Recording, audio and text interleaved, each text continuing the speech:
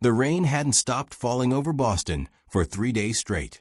It streaked down the fogged windows of a rusted 2004 Honda Civic parked behind a 24-hour laundromat in a forgotten corner of Beacon Hill, where the sodium streetlight flickered like a dying heartbeat.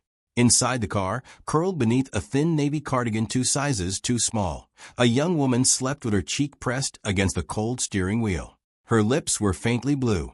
Her breath fogged the glass in shallow, uneven bursts. Taped to the dashboard, curling at the edges from the damp, was a handwritten note in Italian that read, Papà, ti prometto che la farò. He was supposed to walk past her that night. Instead, he carried her inside. And within 48 hours, 3 of the city's most powerful men would be dead because of it. She had no idea the man who saved her life had just declared war for it. The Castellano estate sat 12 miles outside the city, on 18 acres of manicured land walled in by hand-cut stone and iron. It was a kind of house that appeared in no magazines and on no maps, protected by former Special Forces operatives who patrolled the grounds in silent shifts. Marco Castellano was 35 years old, the 3rd generation head of a family whose reach extended through every shipping port from Boston to Naples. He wore bespoke Brioni overcoats, drank aged Amarone from crystal that had belonged to his grandfather, and made decisions and silences so heavy that grown men had been known to sweat through their shirts waiting for him to speak. He was handsome the way a blade is handsome, all clean lines and dangerous edges, with dark eyes that missed absolutely nothing, and a jaw that looked carved from Carrara marble. He had not smiled genuinely in 11 years, not since his younger brother had been buried in a closed casket at St. Leonard's Church. That night, Marco was returning from a private members-only club on Charles Street, where a visiting associate from the Ricci family had smiled too politely and issued a threat wrapped in a compliment.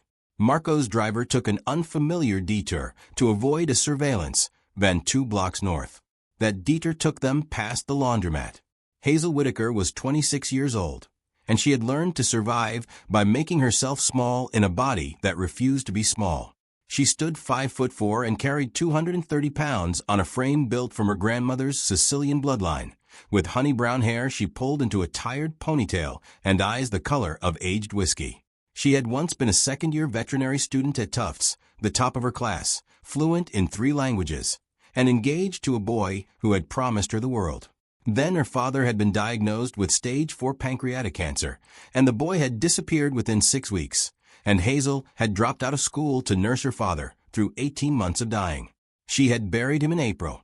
By June, the medical debt collectors had taken her apartment. By July, she was working overnight shifts at a diner off Cambridge Street and weekend hours at an animal shelter in Dorchester, sleeping in her car between shifts because pride refused to let her ask anyone for help. She kept a leather notebook on the passenger seat and wrote letters to her dead father every night before she slept, always ending them with the same line her Sicilian grandmother had taught her as a child. She had not cried in public in 6 months. She had learned that the world only respects tears when they come from beautiful women, and the world had made it very clear it did not consider her beautiful. Marco's driver noticed the car first, an old Civic sitting in a spot where no car should have been that late. Enzo, Marco's head of security and closest confidant since childhood, tapped the partition and murmured a warning about surveillance. Marco had already seen what his driver had seen, which was the frost blooming on the inside of the windshield.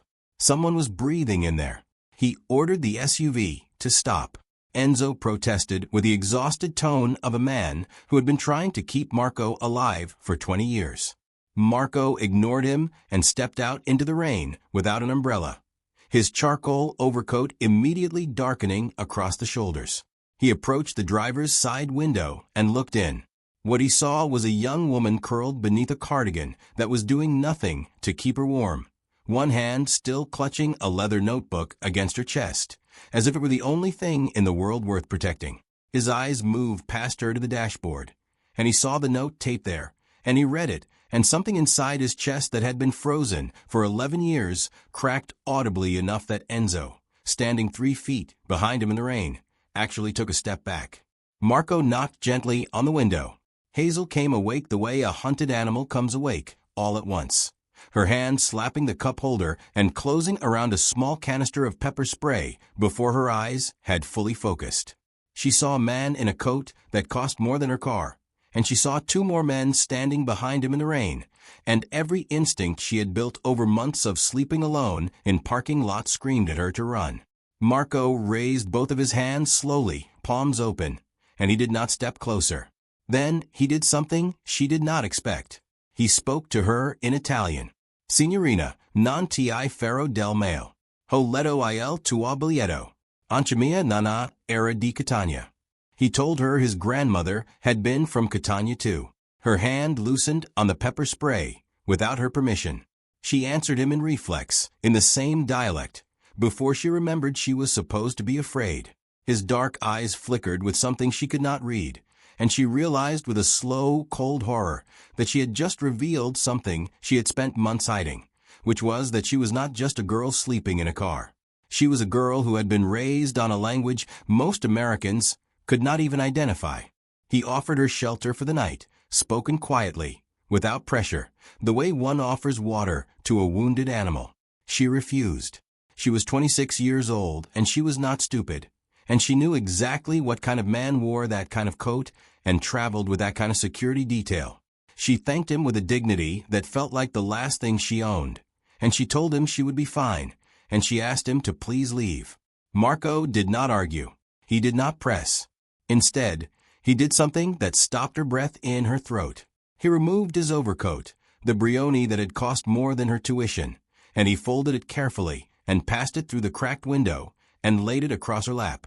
He told her, in English this time, that the coat was hers whether she came with him or not, and that she should keep it, and that he was sorry the world had brought her to this parking lot on this night.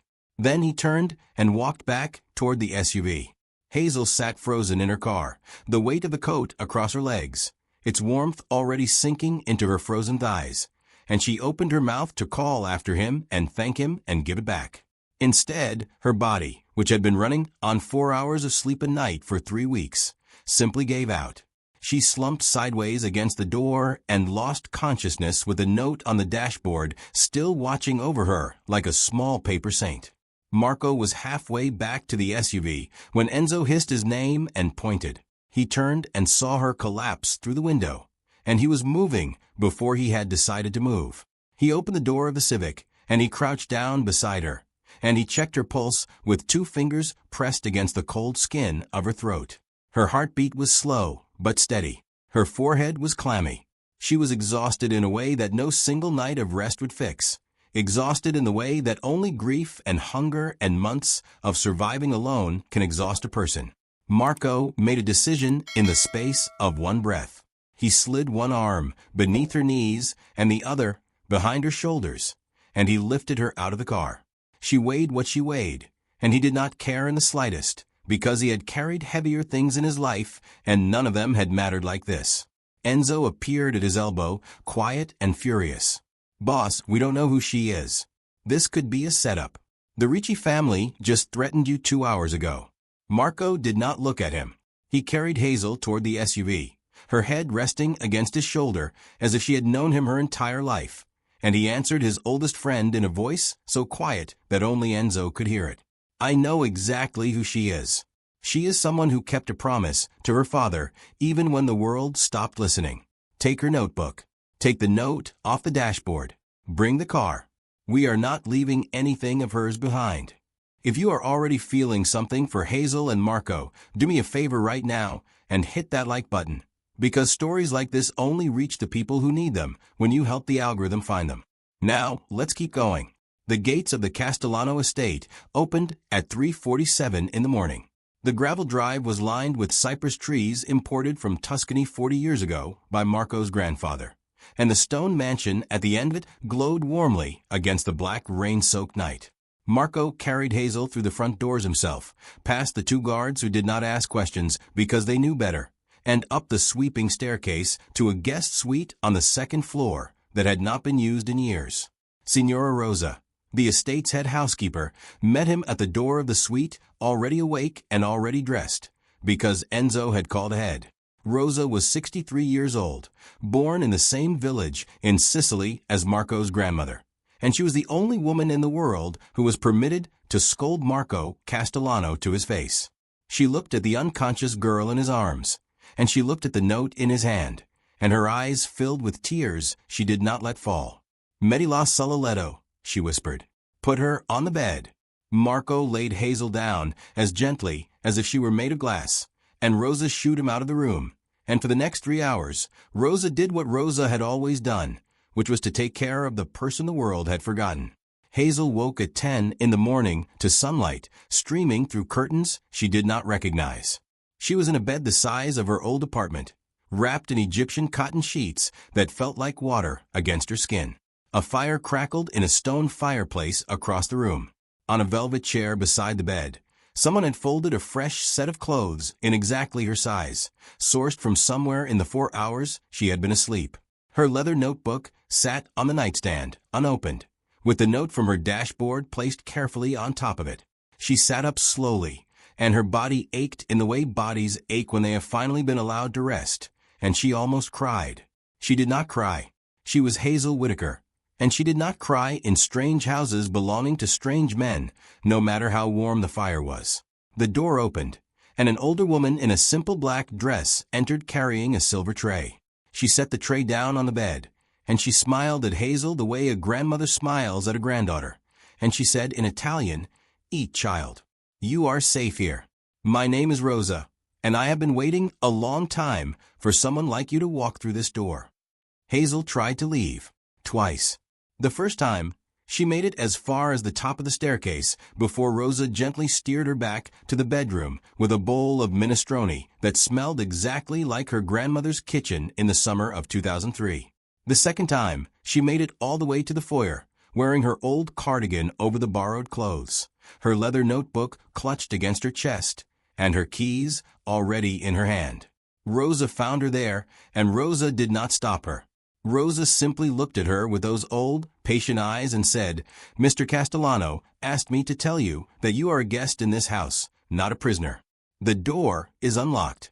Your car is in the garage, cleaned and refueled. But child, it is still raining, and you have nowhere to go, and there is no shame in being warm for one more night." Hazel stood there in the marble foyer with her keys in her hand and her pride burning a hole through her chest, and she realized that she had spent so many months refusing help that she had forgotten what it felt like to be offered any. She set the keys down on the console table. She did not put them back in her pocket.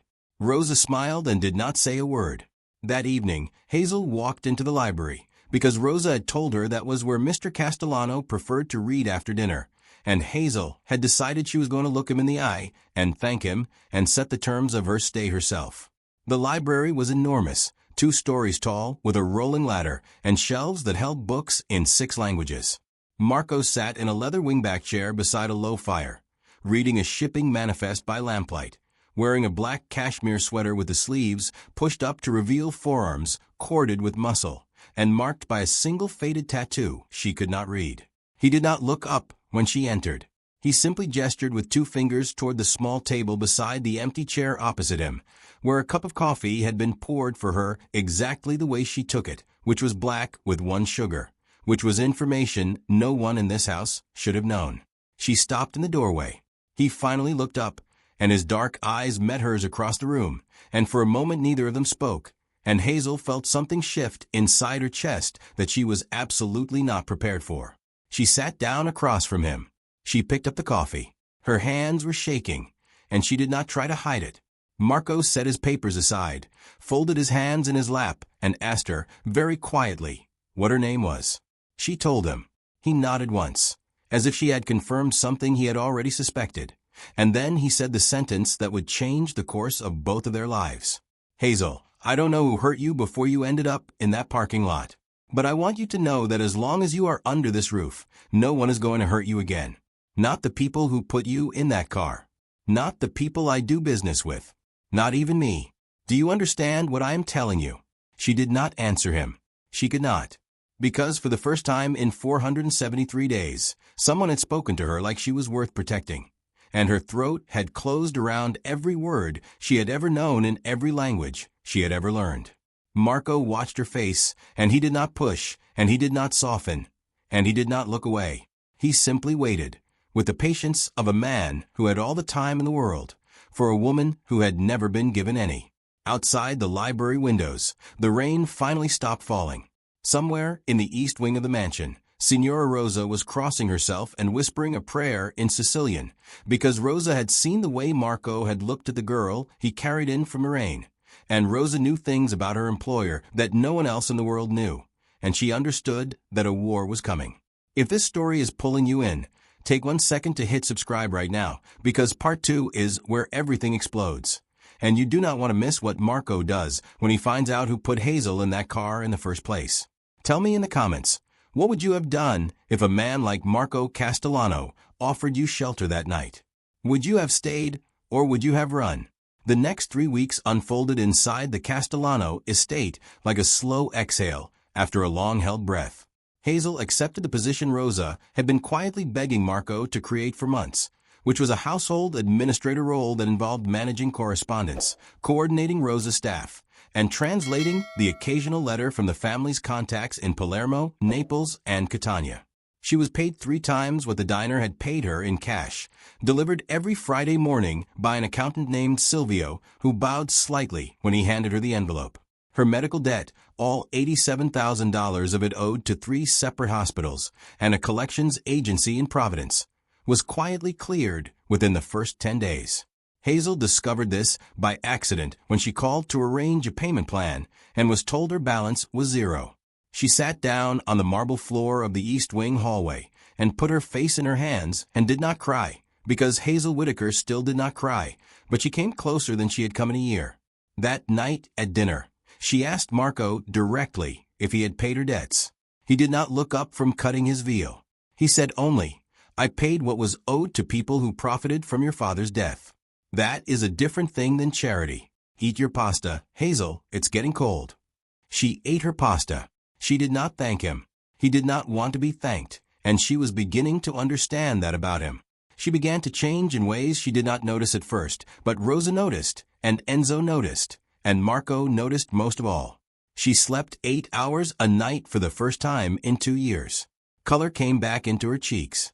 She stopped flinching when doors closed too loudly. She started reading her veterinary textbooks again in the library after dinner, and Marco quietly arranged for her to re-enroll at Tufts part-time, with a full scholarship funded through a foundation in her father's name that had not existed the week before. She wore the borrowed clothes at first, then Rosa took her shopping on Newbury Street with a black card that had no limit, and Hazel came home in a wine-colored dress that fit her body the way clothes had never fit her body, cut to celebrate the generous curve of her hips and the full swell of her chest instead of hiding them. She stood in front of the mirror in her suite that night, and she looked at the woman looking back at her, and she barely recognized her. Marco saw her in that dress the following evening when she came down for dinner, and he set down his wine glass very carefully and did not speak for a full 10 seconds, and when he finally did speak, his voice was rougher than usual, and he said, "You look like yourself, Hazel. I am glad to finally meet her." The reveal happened on a Tuesday, and Hazel had not been prepared for it, because Hazel was still refilling water glasses and pretending to be invisible in rooms where dangerous men made dangerous decisions. Marco was hosting a visiting associate from Palermo named Salvatore Ricci, a heavy-set man in his 50s with slicked back hair and gold rings on 4 fingers, who had flown in ostensibly to discuss a joint shipping venture through the port of Gioia Tauro. He had brought his own translator, a thin, nervous man named Paolo, and the 4 of them sat at the long dining table in the formal room while Rosa served antipasti, and Hazel moved quietly around the edges of the meeting, pouring water and refilling wine as she had been trained to do. Ricci was polite in English. He complimented Marco's home, praised the wine, laughed at Marco's understated jokes. Then, while Paolo was in the bathroom, Ricci turned to his second-in-command, a wiry man named Franco who had been silent the entire meal, and he spoke rapid Sicilian dialect under his breath, believing, as everyone in that room believed, that no one else at the table could understand him. Hazel was refilling his water glass at that exact moment. She heard every word. Ricci told Franco, in the coarse street dialect of the Palermo docks, that the Castellano shipping route to Boston Harbor would be intercepted the following Tuesday night at 2 a.m., that Marco's men were dogs who did not know they were already dead, and that by this time next month, The Castellano family would be a memory, and Ricci would be sitting in this chair, drinking this wine. Hazel's hand did not shake. She finished pouring the water.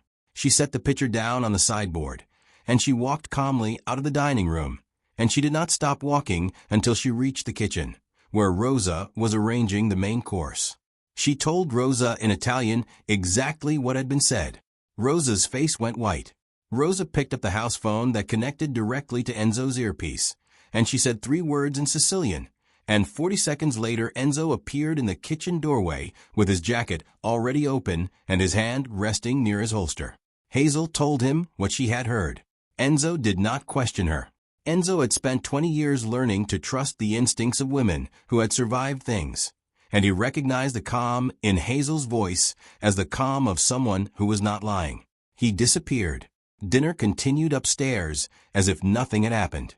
Ricci finished his veal, complimented the meal, embraced Marco at the door, and left in his rented town car under a light drizzle.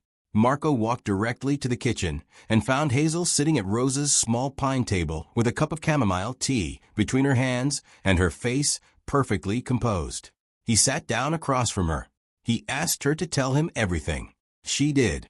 Marco stared at her for a long moment across that little pine table, and Hazel watched his face rearrange itself in real time, watched the polite host disappear and something older and colder emerge in its place. He did not raise his voice. He did not curse. He simply reached across the table and took her hand in his, and his hand was warm and steady, and he pressed his thumb once against the pulse point in her wrist, as if to reassure himself that she was still breathing.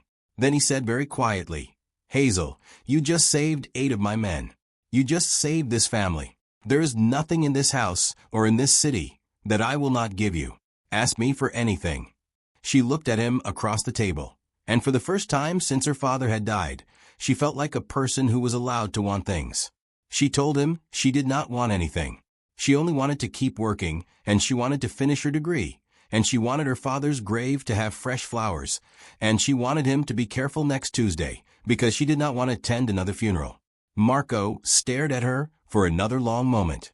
Then he lifted her hand to his lips and pressed a single kiss to her knuckles, and he stood up from the table and left the kitchen without another word. Rosa was crying silently by the sink. Hazel finished her tea. Outside, somewhere in the dark grounds of the estate, Enzo was already making phone calls in 3 languages. Do me a favor right now and share this story with someone who has ever been underestimated, because Hazel's story is a lot of people's story, and the next part is where she finally stops apologizing for existing. Hit share, drop a comment, and let's keep going. Bianca Moretti arrived at the estate the following Saturday afternoon uninvited, wearing white Chanel, and driving a red convertible she had parked directly in front of the main entrance, as if she still owned the driveway.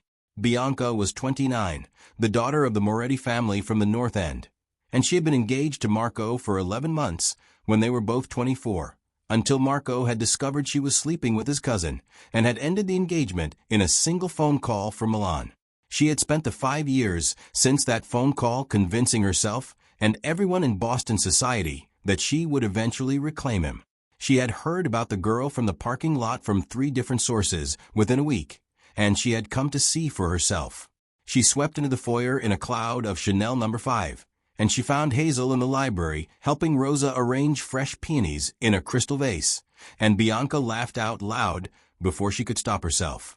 She looked Hazel up and down, from her honey-brown hair to her wine-colored dress to her sensible flats, and she said, loud enough for Rosa to hear, "Oh, sweetheart. Oh, this is what he replaced me with? Marco must be lonelier than I thought, or perhaps he has developed a taste for charity work. Tell me, darling, do you cook and clean, or does he just keep you for warmth in the winter?" Rosa's hand tightened around the shears she was using to trim the peony stems. Hazel set down her flower and turned to face Bianca fully, and she smiled the small, quiet smile of a woman who had been called worse things by better people. She said in perfect Italian with the Palermo accent Bianca's grandmother had spoken, "Signora Moretti, welcome to the Castellano home. Mr. Castellano is not here, but Rosa can arrange coffee for you in the drawing room while you wait, if you would like to stay." Bianca's face changed. She had not expected Italian. She had certainly not expected the Palermo accent, which her family had spent 2 generations trying to erase in favor of the more respectable Milan inflection. Before she could recover, Marco walked through the library door. He had heard every word of the exchange from the hallway. He did not look at Hazel. He looked at Bianca, and Bianca actually took a step backward, because Marco Castellano's face, when he was quietly furious, was one of the most dangerous sights in the city of Boston. He asked Bianca, very politely, why she was in his home. Bianca stammered something about a charity gala. Marco cut her off. He told her that she was no longer welcome on the Castellano estate, that she was no longer welcome at any Castellano event, and that if she ever spoke to Hazel Whitaker again in any language, her family's line of credit at the Castellano Genovese Trust would be revoked before sundown. Bianca opened her mouth. Marco raised one finger. Bianca closed her mouth. She walked out of the library, out of the foyer, and out of the estate, and she did not look back, and she was crying by the time she reached her red convertible. The following Tuesday at 1:47 a.m., 3 of Salvatore Ricci's most trusted men attempted to intercept a Castellano shipping container in the outer harbor. They were met by Enzo and 12 of Marco's soldiers who had been waiting for them since midnight. It was over in 90 seconds. By 3 a.m., a package of documentation containing 12 years of Ricci family financial records, wire transfers, and photographs had been anonymously delivered to the offices of 3 federal prosecutors in Boston, New York, and Miami. By breakfast, Salvatore Ricci had been arrested at Logan Airport attempting to board a flight to Palermo. By noon, his second Franco had been found in a rented apartment in Revere with his passport in his hand and a bullet in his knee, ready to talk to anyone who would offer him a deal. Marco read the morning reports at the breakfast table across from Hazel. He set the papers down. He looked at her over the rim of his espresso, and he said, "It's done. They will not be a problem again." Hazel nodded once. She did not ask what done meant, and Marco did not offer. Some things did not need to be spoken aloud between people who had come to understand each other the way they had come to understand each other. The charity gala happened 3 weeks later, hosted at the estate itself, because Marco had decided it was time to introduce Hazel to Boston society on his own terms. She wore a deep emerald gown that Rosa had helped her choose, cut low across her shoulders, and fitted through her waist and hips in a way that had made Marco lose his ability to speak for the second time in her presence. 200 of the city's most powerful people filled the ballroom that night. Politicians, judges, oil heirs, old money widows, 3 Castellano-adjacent families from New York. Hazel walked down the sweeping staircase on Marco's arm, and the room quieted the way rooms had once quieted for his mother, and she felt the weight of 200 pairs of eyes on her body and her dress and her face, and for the first time in her adult life, she did not want to disappear. Halfway through the evening, Marco tapped his crystal wine glass with a silver spoon, and the ballroom fell into an expectant silence. He stood at the head of the room with Hazel beside him, and he introduced her not as his companion, not as his employee, but as the woman who had 3 weeks earlier saved the lives of 8 Castellano soldiers and the future of the family. He described her fluency, her intelligence, her character. He told 200 of the most powerful people in Boston that Hazel Whitaker was under the full protection of the Castellano name from that night forward, and that any disrespect shown to her would be considered disrespect shown to him personally. The room applauded. Bianca Moretti was not in attendance because her family had lost their line of credit that afternoon and had already begun quietly liquidating their townhouse in the Back Bay. 6 months later, on a warm evening in early October, Hazel sat on the stone bench beside the fountain in the estate's rose garden, finishing a letter to her father. She had written him a letter every night for 478 nights, and she was going to write him one every night for the rest of her life, because some promises did not end just because the person you made them to could no longer read them. Marco found her there. He sat down beside her, and for a long time neither of them spoke. Finally he said, "The night I found you, Hazel, my driver was going to take that turn regardless of what I said. I don't know why I looked out the window. I have spent 6 months trying to understand it, and I have stopped trying." She looked up at him. She asked him why. He said, "Because some things are not meant to be understood, only kept." He offered her his hand, palm up, resting on his knee. It was not a proposal. It was not a demand. It was an offer, the way everything he had ever offered her had been an offer, from the coat through the car window to the coffee in the library to the life she was now living. She looked at his hand for a long moment. Then she placed hers in it.